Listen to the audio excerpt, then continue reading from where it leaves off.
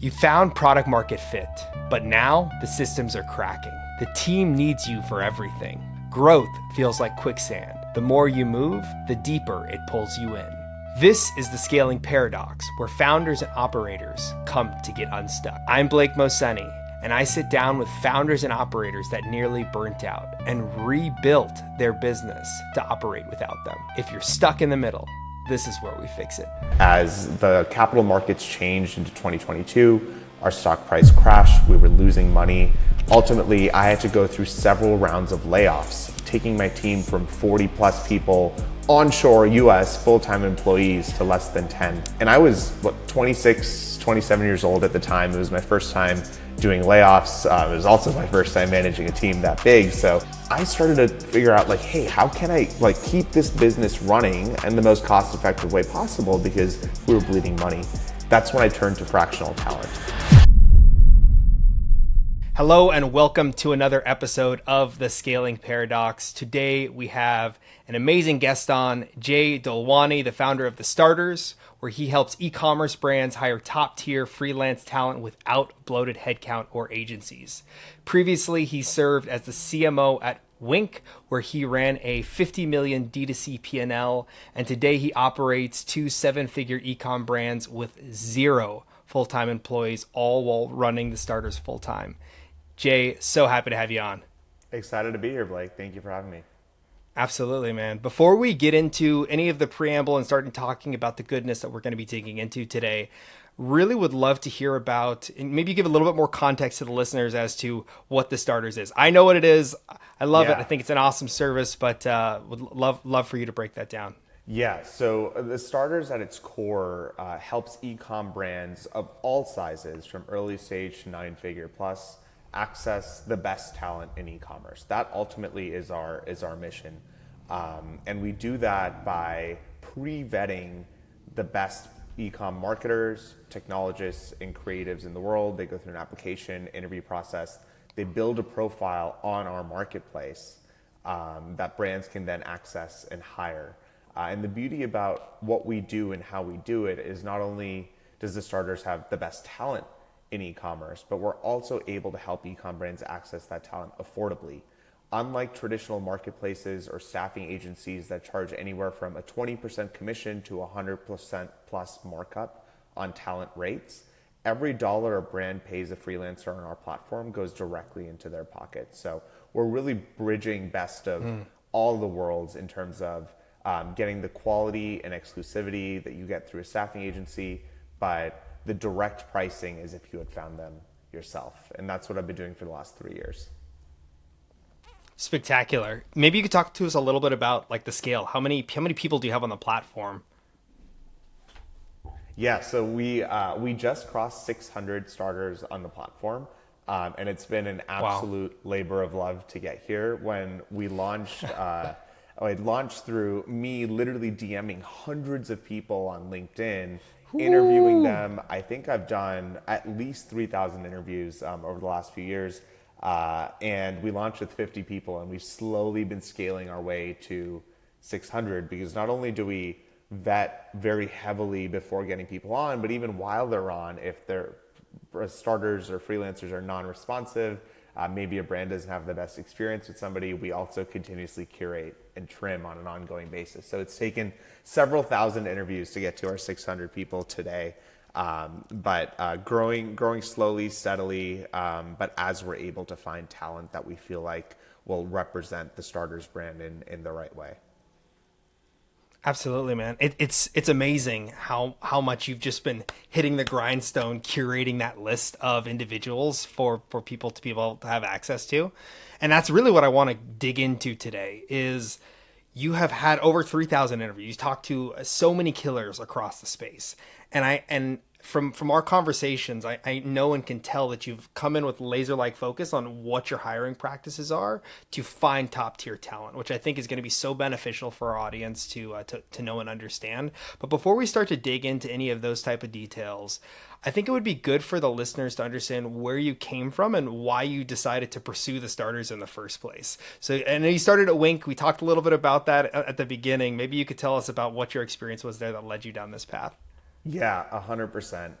And I've always been a generalist. Like out of college, I went into consulting. I was at tech startups doing strategy and operations. I very much love learning and learning new things and being challenged in what I do. So when I'd gotten the opportunity to go to Wink, which is an online wine subscription business that were also building their own brands and selling in retail stores and restaurants, I'd never been in e-commerce before, but I got an offer to lead their retention efforts. And I'm like, you know what? I'm just going to go and I'm going to figure this out. This looks like a great company. I really love the founders of the business. I felt like we got along well, and I took a flyer. And this was right during the pandemic. So we had acquired so many customers, obviously, as e-com exploded during COVID. And my job was to figure out how to retain them in the best way possible. Sure. And over the years at Wink, I then moved into the chief marketing officer role where I ran our entire e-commerce function as well as the omni-channel growth and marketing of our brands that we were selling in stores like Whole Foods and Target, as well as restaurants. We went public in November of 2021, which in hindsight was not a great decision. We were a little bit of a small company to go public. The cost of being public, D&O insurance, the engineering needs necessary to develop the reporting that was required was so expensive, and it was a massive burden. And as the capital markets changed into 2022, our stock price crashed. We were losing money. Ultimately, I had to go through several rounds of layoffs, taking my team from 40 plus people onshore US full-time employees to less than 10. Wow. And I was 26, 27 years old at the time. It was my first time doing layoffs. It was also my first time managing a team that big. So it impacted me a lot. Like there's a lot of people's lives that I felt responsible for ruining, at least for a short period of time, after just hiring and scale that team up to having to let most of them go. And so that got me thinking about how can you build organizations in a more sustainable way? And once we had done most of the layoffs, gotten down to this bare bones team, I started to figure out like, hey, how can I like keep this business running in the most cost effective way possible, because we were bleeding money. That's when I turned to fractional talent. I knew I wasn't going to hire from the Upworks and Fivers of the world because I had hired from them before for personal ventures and it just never worked out. The quality was not there. So I turned to staffing agencies. And this is really where the concept for the starters started. I worked with a popular marketing staffing agency, and I hired somebody that I was paying $150 an hour for. And after a couple weeks of working with that person, I came to the realization that they're definitely not worth $150 an hour. They were super junior. So I went to them like, hey, how can you command this kind of rate? You're super junior. You don't know these basic things. And they looked at me stunned. And they were like, I make $60 an hour, not $150. And I found out that the staffing agency had added a $90 an hour markup. And we weren't allowed to talk about it. It was very hush-hush, which is the worst part about it. So I'm like, there has to be a better way. So for Wink, I then went on LinkedIn. I'm like, what are the best brands out there that are crushing it? And who are the people behind those brands? So I got LinkedIn Recruiter, found those people. I'm like, hey, do you want to come freelance for me for 10 hours a week? They were down. The engagements worked out so well. And I'm like, you know what? We need to operationalize and platform these type of people. People who have work, who have full-time jobs, are the best of the best, but still have some time to freelance on the side. They want a new challenge. They want to learn something new. They want to earn some extra income. So that's really where the idea for the starters came about. I remember the night that I was thinking about this. I woke up at 3 o'clock in the morning with my mind racing. I went to my office and I started scribbling notes about what the starters would end up becoming. And from there, I just couldn't stop thinking about it. So I ended up quitting my job and building the starters and launching it in January of 2023. That's a beautiful story, man, and beautiful that it continues to compound from where you've come from. It's so amazing how the kernels of success in your future are all predicated on those 3 a.m. wake ups, right? Where you Yeah. just have a sticky note or something where you just go into town on it. It's funny as you start to talk about kind of the gap and the problem that you saw within the industry.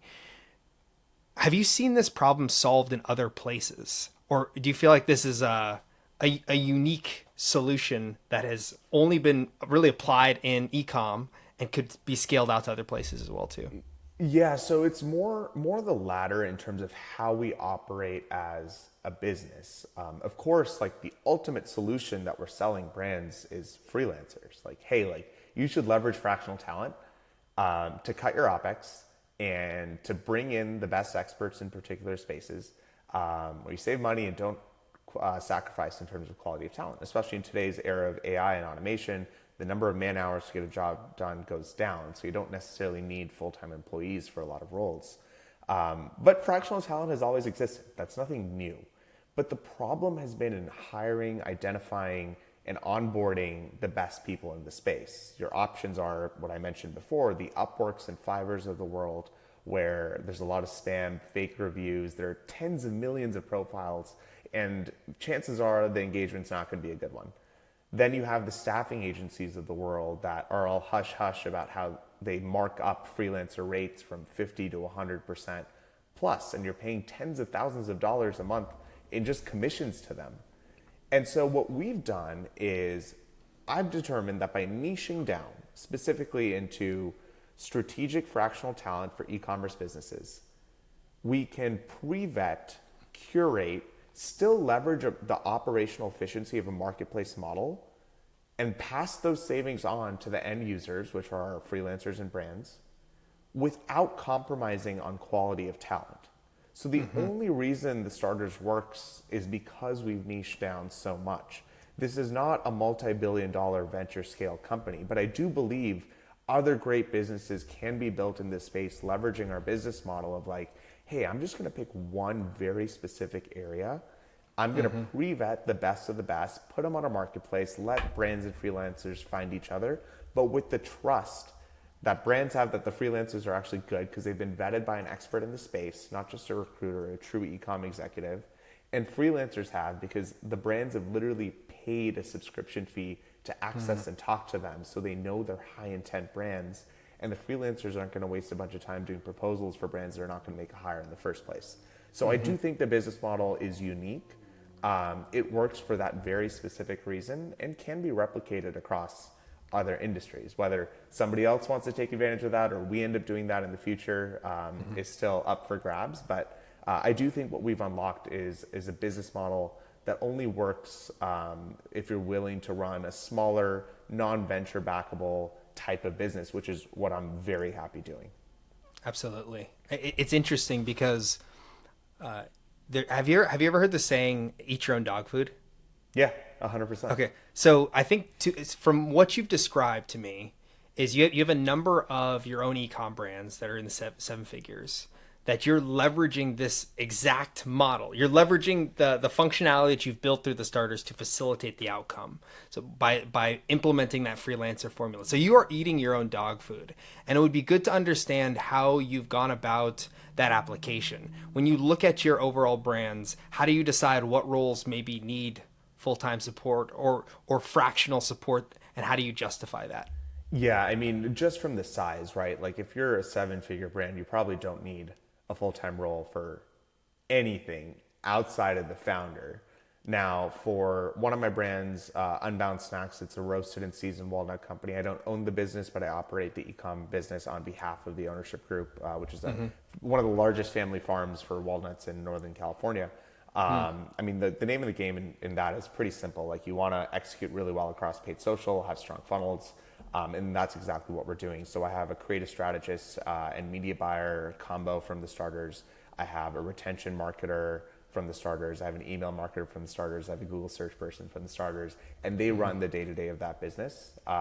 We don't even meet weekly. They give me updates offline, and then I question, I help drive strategy, I help bring the different work streams together, and I then cascade that information to the ownership group.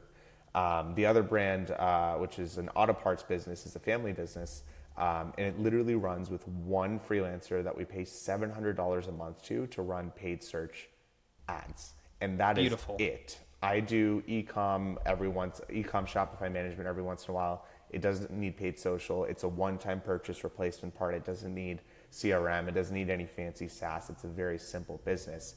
And not only do I eat my dog food across these brands that I operate, but I also do it at the Starters.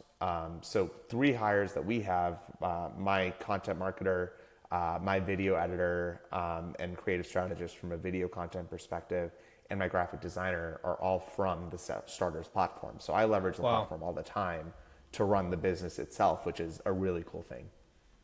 That's beautiful, and I love that application and some of the examples that you were able to talk through.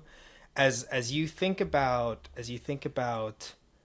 all of your experiences that have led you to a point where you have built up this platform with 600 plus people. You've had over 3,000 different interviews, and obviously you've brought in some other support to help you through the interview process, and you've come up with some automations along the way.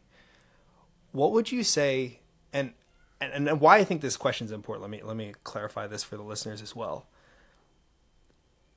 Hiring is one of the most important things that you can do for your business.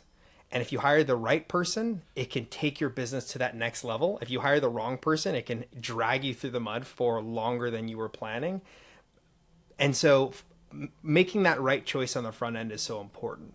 And so, based off all of your experiences thus far, how have you curated your system in a way where you're able to see the right talent and those differentiated skills so that you have the highest performers on the platform?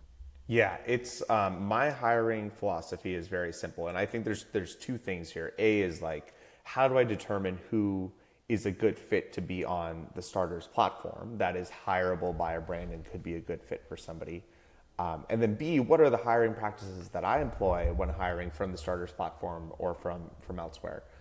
Sure. The former, you have to cast a little bit of a wider net because it's not culture specific. It's like, is this person hireable by an e-com brand and will they go crush it?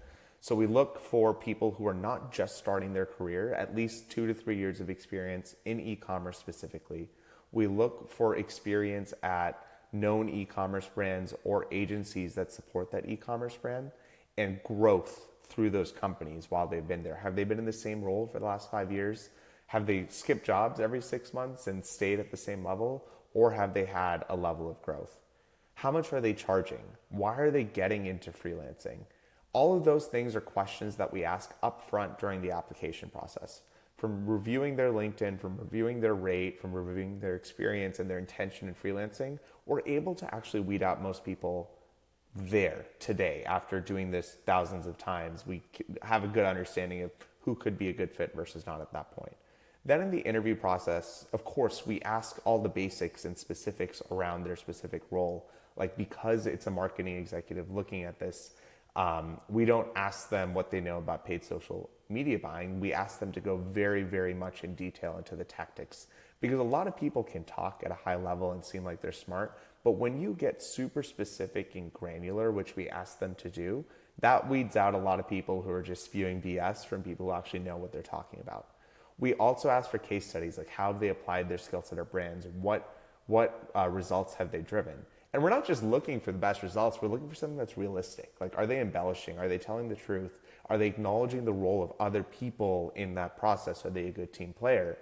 And then finally, we look for knowledge of e-com trends, current e-com trends. So we always ask them about what's intriguing them in today's world and what applications they're super excited about or what makes them nervous in today's e-com landscape, to make sure that, our platform is all for e-com specific people. So we want to make sure that they are following e-com religiously so that when they go talk to a brand founder, they're bringing the latest and greatest, not a strategy that was only viable 5 or 10 years ago.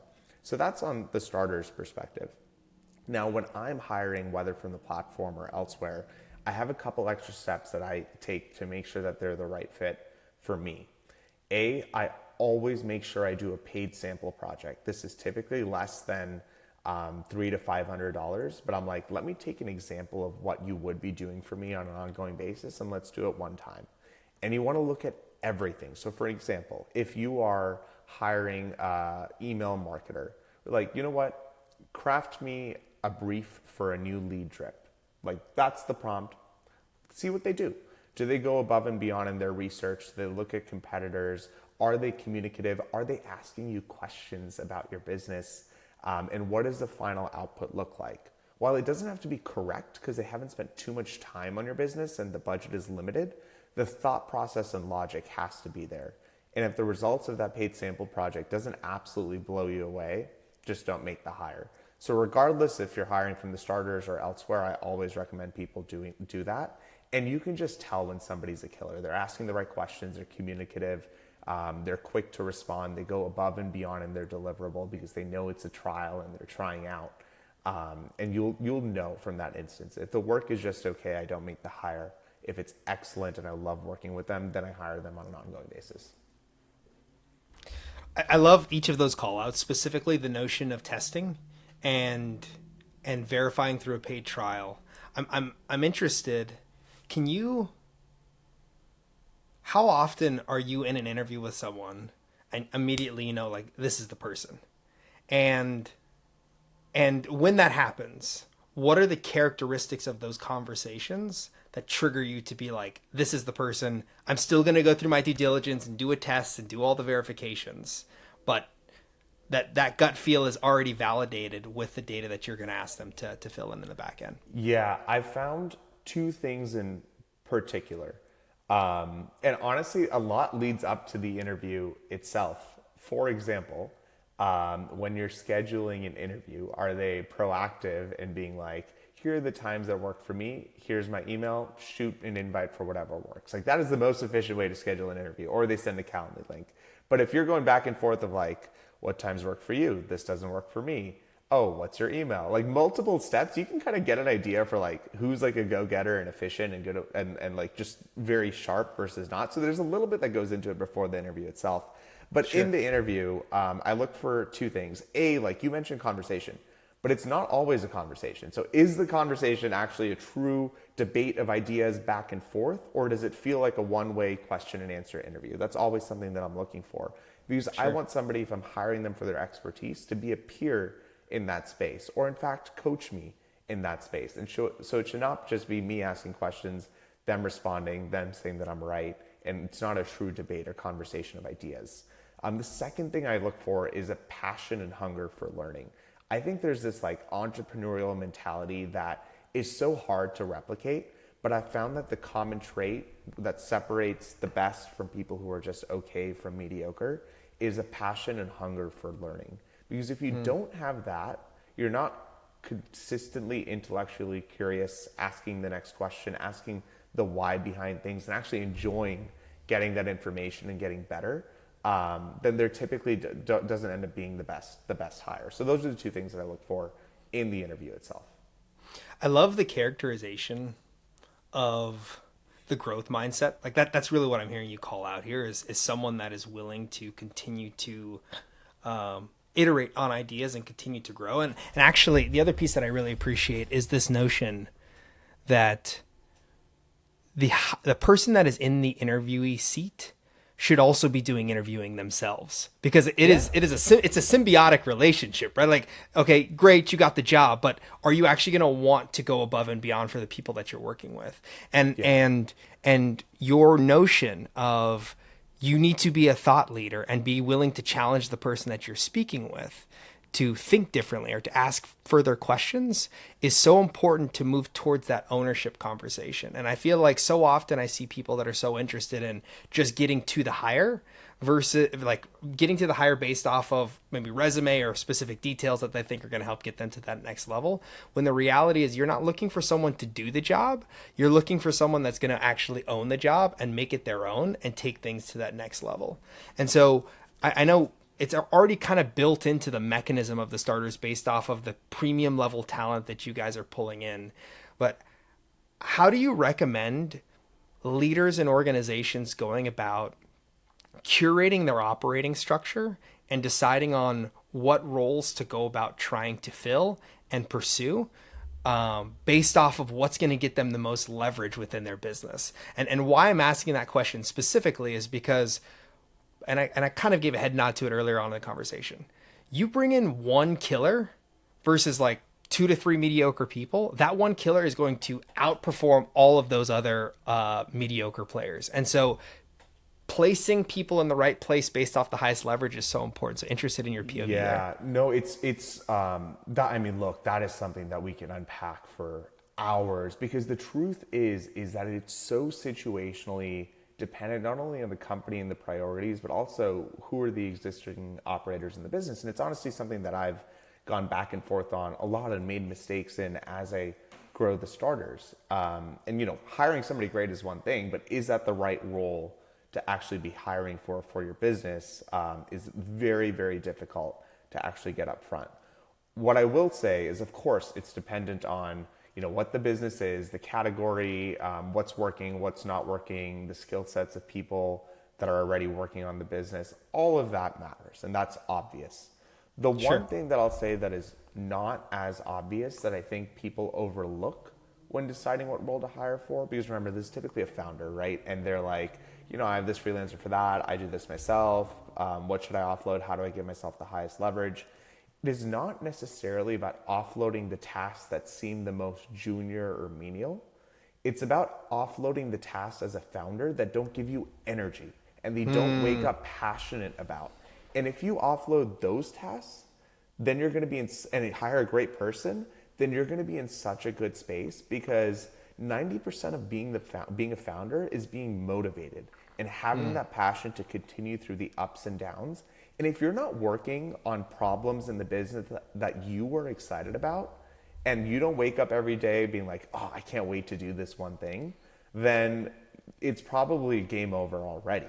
So while a task may seem junior or menial, if it gives you energy as a founder, don't outsource that. Keep doing that yourself. You Sure. enjoy it. That's a part of what keeps you going.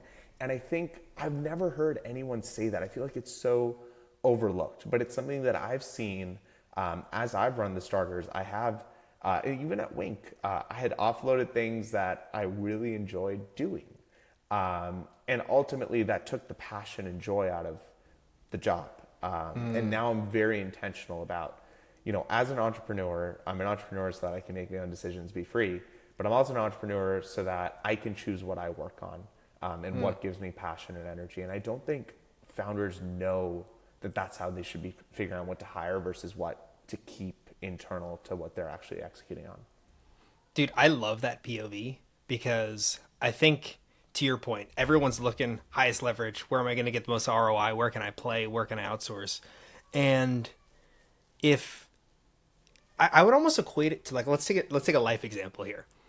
If you like cooking, don't hire a chef, right? It's like, if that brings you That's exactly joy, right. just keep doing the thing. But if you hate so it, obvious when you talk about real life, but nobody applies it to business. But that's such a good analogy. Yeah. yeah, man, I really love that frame, and I think we should all be leaning in and considering it. I do have a question about, are you doing any sort of like consulting work with brands based off of like hiring strategy or any of those details, broader than connecting them directly to the starters?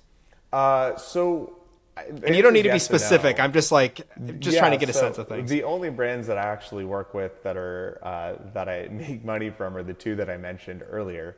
But outside of that, every member, while I don't offer this as a paid service, every member of the starters gets a call with me, gets direct access to me in Slack, and we go through their business if they want.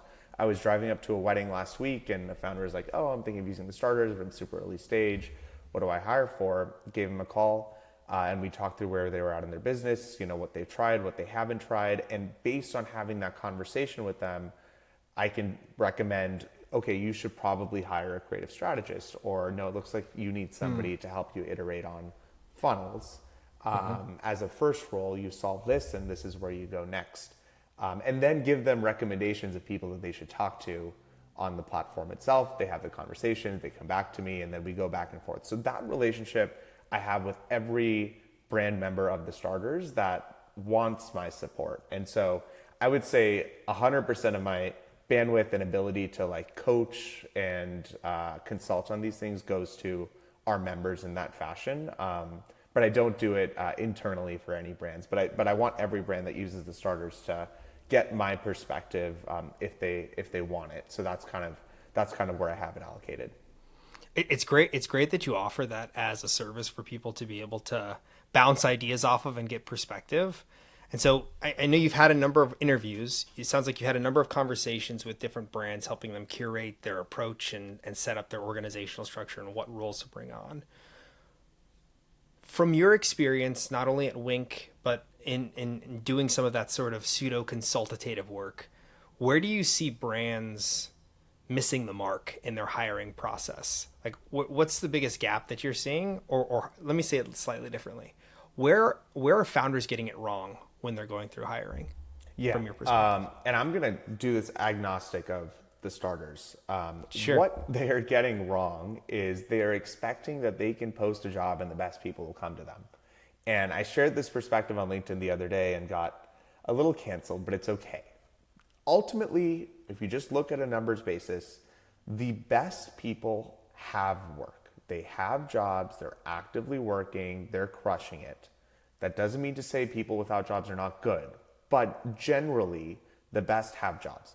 So you can't just post jobs and expect people to apply and come to you, especially if you're a smaller brand without a ton of name recognition. You have to go out and find them yourself. A lot of people end up hiring staffing agencies for 25, 30K a hire. I recommend getting LinkedIn Sales Navigator for $99 a month, having a list of companies that you look up to and aspire to be, whether directly competitive or adjacent to your industry, and finding the people in those roles at those companies and trying to poach them and recruit them. Say they're a retention manager and you're hiring for a director of retention, so you can have them level up at your business. But you have to go out and find them. That's how you're going to hire the best talent. And I think that a lot of founders today just post jobs and expect to go through their applications and find the perfect person. But ultimately, the best people are doing something and you have to go out and get them. Now, we've literally built the Starters business model to attract those kinds of people that are not actively searching and looking for work, but may have some bandwidth. We've done it by giving them private profiles, by making brands pay literally just to talk to them and access them, so they're not wasting time with brands that aren't really looking to hire. And we've done it by not taking a cut of their pay. Every dollar a brand pays through the Starters goes into their pockets. So we've built our business around attracting those types of people. And I mentioned at the beginning of this conversation that I got the first 50 people by doing exactly that. I got LinkedIn Sales Navigator, I had a list of companies, and I found the people behind those. And then from there, they had a good experience, so they referred their friends, and they referred their friends that they respect, and their coworkers, and that flywheel and funnel has slowly grown since then. And I think it's that insight and that unlock that has helped us accumulate the best freelancers in e-commerce. And if you're a brand and you're looking to make a hire, whether it's freelance or full-time or a consultant, you can't just post a job and expect the best to come to you. You have to go get them. And I think that's where most founders miss the mark. I love the call out on the curation and being willing to utilize some guerrilla tactics to get the outcome that you're looking for. And man, don't stress about being canceled. It always goes full circle, right? Everyone forgets a couple weeks later. And so as we're talking through that, what you got me thinking about is, okay, if someone's listening to this podcast and they're saying, okay, I'm intrigued by what Jay's saying. I want to go do some guerrilla marketing or guerrilla outreach, maybe is a better way to say it. And I'm gonna identify a curated list like you called out. How do you get people to respond? And maybe it's just a matter of numbers, but how have you curated your previous message flow after doing this thousands of times to get people to want to be engaged? Because at one point you're reaching out to people and the Starters wasn't even a thing. You're just like, hey, let's chat. I have some opportunity for you. So how did you get them to engage with you? Because there's so much spam out there. Yeah, and if you want, maybe you can put this in the show notes or something, but I literally have a guide of my entire process and the exact notes that I use to find the best people, and we published it in a guide of like, hey, if you don't want to use the Starters, at least here's our practices and here's how you do it. So Awesome. we can share that. But Please. I had about a 50% response rate when I cold reached out to people to join the Starters. And the pitch was pretty simple. Like, hey, I'm launching this company. Your background looks incredible. I think you'll crush it on here. Do you have 15 minutes to talk about it? And the value for them was like, well, it sounds like I can earn some extra money. This person complimented me. I feel good. Yeah, I'll take the call. I'm not trying to sell them on anything at all. I'm giving them an opportunity. Sure. Very similarly, if you're a brand and you're reaching out to somebody and you're trying to make a hire, I think, have the founder reach out. That always goes a long way. Don't have, some ops associate or somebody offshore, have the founder reach out and be like, hey, this is my company. I came across your profile because I'm looking for X, Y, and Z skill set. Are you open to a conversation to see if there's opportunity to work together? That's how I would frame it. I wouldn't say I'm hiring for a head of retention. Do you want to come work for me? Treat them as a human. Like, hey, I want to have a conversation with you. Your background looks amazing.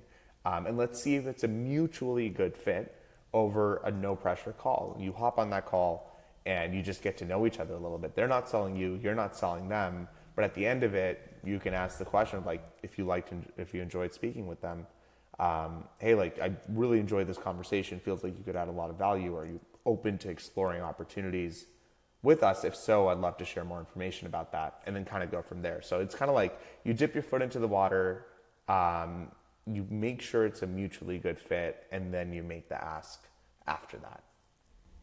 I love the little bit of the dangle of the carrot where you're dangling and you're saying, hey, let's jump on. Here's some potential value that you could get, but I'm not going to give you any more context. So it triggers that curiosity element of the brain. Yeah. And so as we start to think about everything that has transpired up until this point, you've gone from 50 to 600, and you're continuing to scale up the organization at this point in time.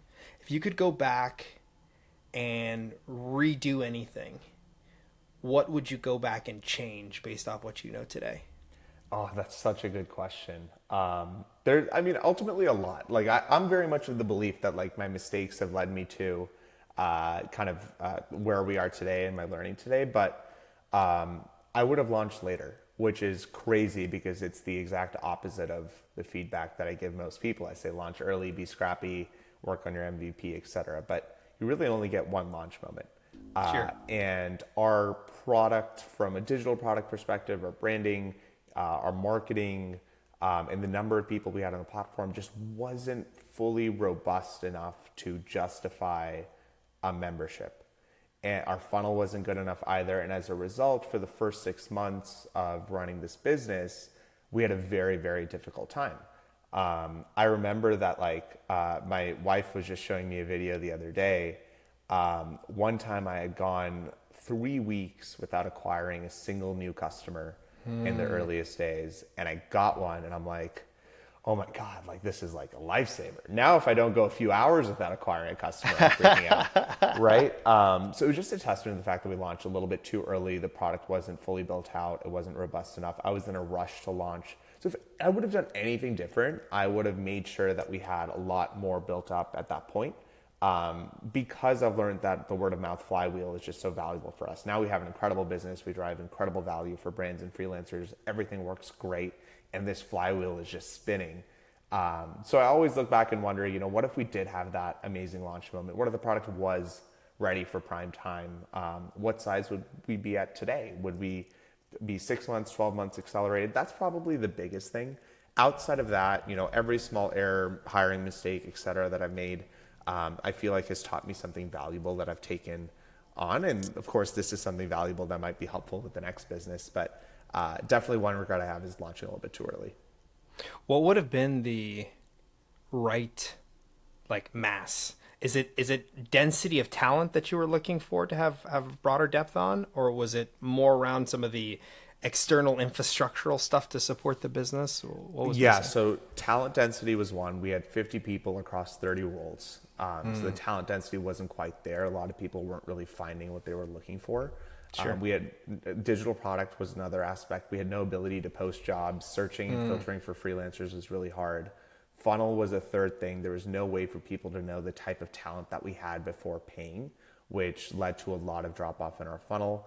Lack of an integrated marketing strategy was a fourth thing. I thought that I would just post on Twitter and LinkedIn and people would sign up. And ultimately, now that I'm in this B2B world and I see how people do launches with influencers and reposts and all this, I have a better understanding of that now.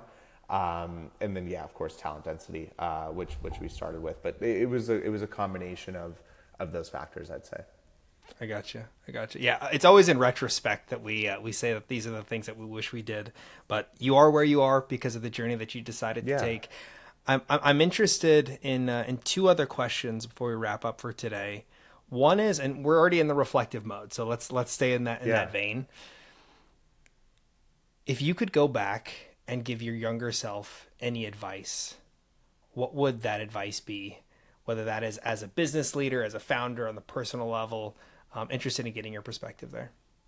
Yeah. So growing up, and again, like I say this all in the vein of like my journey and the jobs that I've had, the experiences that are the reason why I'm here today. But, Sure. and so I truly believe in that. But I always thought that I would follow a process by the book, right? I would get good grades and test scores in high school. I would go to college. I would get a nice job out of college. And then someday I'd figure it out. Maybe I'd be an executive and make all the money and live a nice, happy, rich life. But what I feel like I missed out on is like this wave of e-commerce in like the early 20 teens up to 2020. That was really the best time to be building a business in this space. And I wish I had told myself to be less by the book and significantly more entrepreneurial and risk taking. And I just wasn't.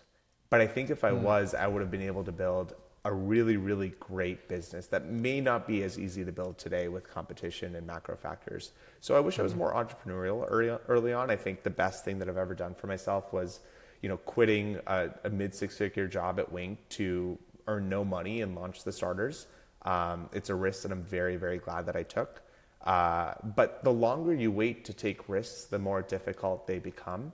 And so I wish I took some more of those risks a little bit earlier on with entrepreneurial ventures.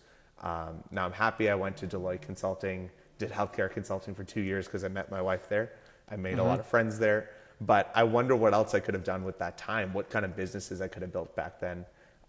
So I follow a little bit too much of the traditional standard South Asian kid playbook, and I wish I was a little bit more risk-taking back then. That would be the one piece of advice I'd give myself. You kind of followed the playbook. You didn't become a doctor or a lawyer. I didn't do I know. I'm just messing with you, man. I was rebelling a little bit. Yeah, I didn't do doctor, lawyer, engineer, but I did study accounting, and accountants kind of like that. That plays in there. That works. That's right that outside works. there. Yeah. Yeah. Speaking from my own Persian background, I fully get the expectation there. Yeah. So one clarifying question based off what you just called out. You talk a little bit about this desire for taking on risk earlier on in your life and your career. What was the catalyst that pushed you over the edge? Obviously, you saw this market opportunity. You're like, the way we were scaling Wink didn't work. I want to go start the starters because I'm seeing this market opportunity. But people see opportunities all the time. What pushed you over the edge to say, I need to go pursue this thing. I need to leave the traditional path and some of the expectations that have been put on me throughout my life to take this next step into my career? I was so frustrated with my current situation. I hated my job. And when I went from loving my job to hating my job, because of some things that I won't go into, but a big part of it was what I mentioned earlier about outsourcing the things that you love. That was definitely a component for it too. So I was just frustrated with my day to day. I'm like, this is not how I want to be spending my life. So it was a combination of seeing that opportunity in the space and something that hit me personally, right? It wasn't just like, oh, I have this idea. It's like, no, I just ruined 40 people's lives. I literally just hired them. Like, I was passionate about solving that problem so that other businesses wouldn't make that mistake. But at the same time, I just hated what I was doing for a little bit. And a big reason for that is because I outsourced a lot of the things that I actually love doing. And of course, there were other difficulties with the business itself. So it was that like perfect intersection of just incredible frustration with the current state, as well as seeing opportunity and being passionate about a specific opportunity that kind of led me to do it. And I still did it in a safe way. I gave 3 months of notice. I'm like, I'm going to go build this business in the next 3 months. I didn't like quit and leave the next day. In my role, you kind of have to give 3 months of notice when you're the CMO of a public company. So that helped a little bit for sure. But yeah, it was a kind of combination of those two things. 100%. And what I appreciate about everything that you lined out is first this notion of, and you called it out earlier in the conversation today. You said you pursue entrepreneurship for freedom. And so it sounds like there was a point in your life, in your career, where you didn't feel like you had that freedom. And it was just at a bursting point where you said, okay, I need to go find a way to create this for myself. I see a market opportunity. I see a problem. I'm going to go pursue this thing because it is that next chapter of growth and freedom that I'm looking for. Yeah, I mean, if you look at my history and background, like I went to Bird, the scooter company. I went to Fair.com, which is a car subscription app, and then I went to Wink. All high growth startups that I feel like, of course, I made mistakes, but I Sure. feel like I did a solid job, enough to grow through the ranks of those organizations. But ultimately, all three were huge failures from a company perspective. Bird pretty much went to zero, Fair went to 0, Wink went bankrupt. And so it was like a level of frustration of like, I feel like I'm doing my all. And of course, I'm not mistake free, but I feel like I'm doing a solid job. But still, even as an executive, even as a CMO, there are things that are just outside of my control. And ultimately, I wanted to be fully in control. And that was a big part of the way that I launched the starters, bootstrapped. I own 100% of the company. I don't have co-founders. I don't have investors. And it was a part of this like scarring from the last 3 companies and my want and need to be in absolute full control of the business. Because if we do fail, at least I feel good about, 100% was my decision making and my actions that led us here. I can feel good about that. Even if we did fail, I'd feel okay about that. But having somebody else's decisions impact my outcome is something that I did not want anymore. And that's why I built it in the way in which I built it. That's awesome, man. I do want to like pull back to the conversation we were talking about with hiring based off of something you just called out. Yeah. And it's this notion of control and this notion of being able to delegate not just tasks but responsibility of the task so people have full ownership. How do you go about identifying those type of personalities that are similar to yourself? And I know you kind of talked about growth mindset, entrepreneurial nature, and maybe that's the answer, but interested in hearing what that looks like to you. Yeah, that is the answer, but what it looks like in reality is, and this actually goes counter to a lot of what business gurus will tell you. They will say, hire the best people and let them do their thing. Trust them, just hire the best. I don't think that's true. I've hired people I thought were great, especially in my Wink days and prior, and I gave them full autonomy and let them do their thing, and it was an utter disaster. So maybe it's on me for hiring poorly, but even once you hire, I don't think the vetting stops. I don't inherently come with trust. That trust has to be earned for that autonomy and that responsibility, and I'm very upfront about that. So yeah, I will micromanage a little bit, and as people earn my trust, which typically happens over a very quick period of time, a couple weeks to a month, etc., they then get full autonomy and responsibility for their particular function. I will always over-review, micromanage a little bit up front, but I'll be clear about why I'm doing it. And when the trust is earned, then they get to fly. And that happens relatively quickly for the right people. So I actually think that and I followed this advice from books and what people were saying of hire the best people, let them operate. I would say hire the best people, have them earn your trust, then let them operate is the distinction that I would make there. I mean, and once again, if we go back to analogies in life, you don't just give random people on the street that you met after one conversation the keys to your house and say, yeah, go make yourself at home, right? It takes a little bit of, let's court each other a little bit and actually validate that this is a match. That's exactly it. Things look so simple when you bring it to life analogy. So I love that you're doing that because 100%. It really illustrates how simple this and valid the point actually is. But for some reason, when you look at these things in a business sense, people don't necessarily operate that way. So those are good examples. Yeah, the logic goes out the window. They're like, it's in a textbook. We're good. Yeah, we're good. Yeah, exactly. So one last question for you before we break for today. So we've talked a lot about your whole experience, the arc, etc. It would be nice to know what you're excited about. So as you mentioned earlier, through your interview process, you ask people what they're excited about in the space, what's going on. It'd be good to hear your point of view in terms of what you're excited about. And this could be on the personal level, but it also could be at the e-com industry level as well too. Yeah, I mean, I think this people have a misconception that this tailwind of AI is going to eliminate the need for jobs, which I don't believe at all. And I'm excited for AI's application into what the starters does, which is strategic fractional talent. I actually think in a world in which you have AI to do a lot of tasks to help people, especially strategic people, be more efficient with their time and their jobs, that we're going to see a huge movement to the fractionalization of strategic roles in the e-commerce space, even more so than what we've seen today. Today, you're seeing $5-10 million brands hire fractional CMOs, creative directors, et cetera, because that's what they can afford. But I think we're going to start to see that across 50, 100, 500 million, billion-dollar brands as AI use cases become more and more implemented and adopted. And I think it's going to be a massive tailwind for strategic fractional labor, both on the talent side of talent, maybe realizing that they don't need to have a full-time job to do what they're doing, and taking on 3, 4, 5 clients on a fractional basis, because that increases their earning potential and gives them more challenge. But also on the brand side, realizing that they don't need to be hiring full-time for all of these roles, and they're going to move to hiring part-time. So I don't think that we're anywhere close to that happening or having that already happen today. I think it's going to be slow over the course of the next several years. And I'm just so excited for that tailwind, what it's going to do to our business, because, you know, my insight started with somewhere different, but then we layer in this AI-based tailwind.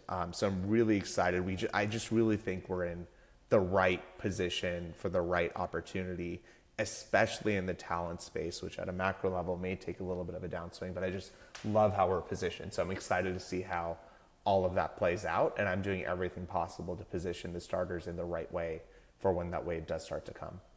So it's funny because everybody you talk to, there's some level of dystopian future that they want to speak about with AI. They're like, world's ending, we're going to universal basic income, and no one's going to have jobs. Nano Banana's going to take over all the creative stuff. We're going to have all these other VO3s taking over all the video and all the creator generated content, etc. And I think the funny thing behind that is, first and foremost, to your point, it is going to democratize information, knowledge, etc. So it's going to give access to certain organizations that maybe didn't have the capital to be able to invest in some of these sort of assets, to be able to normalize the playing field a bit. But I also think, and I'm going to give you a real life analogy because you've been enjoying the ones I've been calling out here. Every time new technology is introduced into the world, new economies are created. And so if we think about even like the advent of smart devices with connected apps that created Uber, which was a decentralization, democratization of people being able to hail rides versus having to have a cab service. Like, that's effectively what the starters is to a certain degree. You have people that have certain skills that now have access to a platform that can then provide their services to broader groups, because it can be delivered in a fractional way. And maybe they have other full-time roles, but it can be, it's almost like the, what's the terminology they call Uber? The gig economy of work is what's coming. Well, the CEO of Uber, you brought up Uber, brought this up the best way of, like, the question that he was posed was, hey, with autonomous driving, like, what's going to happen to your drivers? And his response was exactly right. Like, autonomous driving does not come in one big fell swoop. Like, it happens slowly over time in markets, and you got to get the cars on the road, and it's a very slow process. At the same time, their driver base has a natural 10 to 20% attrition every year of those people transitioning to different things. So by the time you layer in the adoption of this and the natural attrition, over a period of 10 years, yes, maybe self-driving cars are everything. But natural attrition will have taken their driver base to zero, so they'll just stop recruiting new drivers. Those people are going to find other things to do. I think very similarly, in any other use case, you have natural attrition, maybe not to the same level of specific roles, and the onboarding of AI and use cases is going to be slow enough to where, in most cases, the natural attrition will just take care of itself, and while there won't be any net new recruiting, the people who are already there in those functions will generally be okay. And I really, really do believe that. I don't believe in a dystopian future, at least not in the next 20 years. This is great, man. I appreciate you giving me your POV and breaking down how you can build organizations without bloat. I think our listeners are going to have so much benefit from understanding how they can go about the path of leveraging freelance work versus going down the full-time path, and hoping to have you on again in the future. Where Yeah. can people find you? Yeah. Well, first of all, thanks for having me. I feel like your questions and conversation brought out some of the best insights, so I appreciate that. I'm on Twitter or X at @Dolwani. First name is Jai, and LinkedIn as well. I'm pretty active on both platforms, posting all the time. So hit me up on there. Jay, great jamming with you, man. Look forward to chatting Nice soon. talking to you, Blake. Talk to you soon. Later. That's it for this episode of The Scaling Paradox. If this helped cut through the chaos, please send it to another founder or operator that's stuck in it too. If you haven't subscribed yet, let's fix that. New episodes of The Scaling Paradox drop every other Thursday. There's no filler in this podcast, just the real work of scaling past yourself.